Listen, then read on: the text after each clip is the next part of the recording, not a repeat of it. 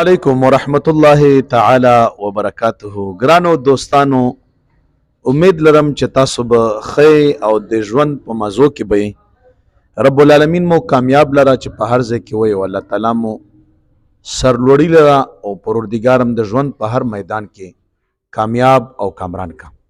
یو ملګری د خوب تعبیر غواړي او وایي چې په خوب دوران کې یو انسان دی، هغه غسل کوي، لامبي یا داسې نهر کې، سیند کې، یا همداسې یو پوارې ته، ټویل ته، نلکې ته. د دې څه تعبیر کېدی شي؟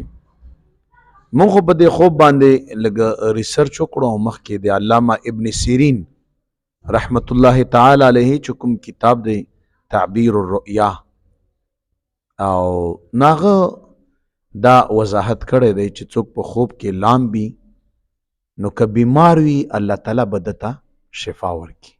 سبحان الله، دا د بیمارانو دپاره زیری دی په دې کې.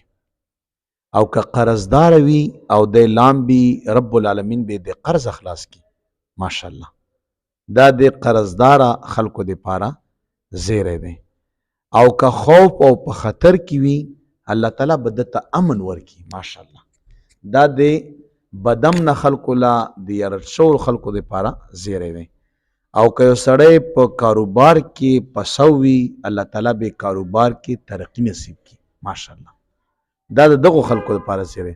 او که څوک په ژوند کې خفه وي نو هغه د خوشحالۍ تعبیر دی. او که یو انسان ګناهګار وي ډېر، هغه دپاره هم زیری دی. الله به د ګناه نه بچ کړي او ګناهونه به الله پاک ته داسې پاک کړي لکه په لمبا او په غسل باندې د انسان نه خیرې او ګندونه چې دی هغه درومي. نو په هر لحاظ باندې که کوم لحاظ باندې ته وګورې، که هغه ته په نهر کې وي خو شرط پکې دی چې اوبه پاکې وي.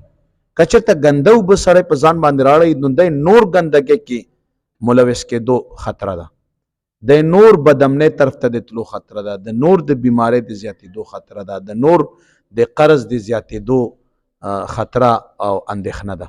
نو په دې وجه باندې دوستانو دا یو د خوب اهم تعبیرو چې د علامه ابن سیرین رحمت الله علیه د کتاب په رڼا کې دا درته حل شو. رب العالمین مو خوشحالیانې نصیب کا. جزاکم الله.